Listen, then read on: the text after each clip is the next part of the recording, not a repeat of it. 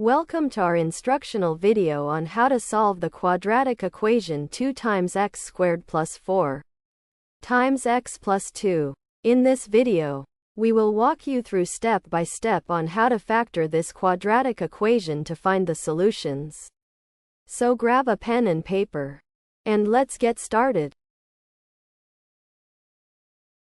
To begin solving the quadratic expression 2x squared plus 4x plus 2, we first need to factor out the greatest common factor from each term. In this case, the greatest common factor is 2. When we factor out the 2, we get 2 times open expression x squared plus 2x plus 1. End open expression.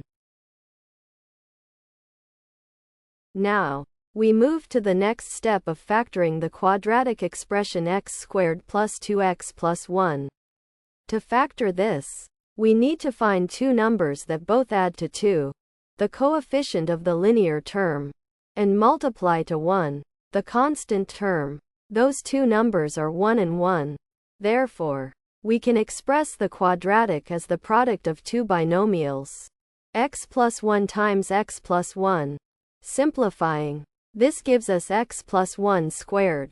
So, our original expression 2 times x squared plus 2x plus 1 is transformed into 2 times x plus 1 squared. This is the factored form of the quadratic expression. Now, with the quadratic expression factored as 2 times x plus 1 squared, we can examine if further simplification or solving is required. Since the problem merely asked for factoring, we have completed our task. Therefore, we end up with 2 times x plus 1 squared as the fully factored form of the expression 2x squared plus 4x plus 2. In step 4, we have factored the quadratic expression into 2 times x plus 1 squared.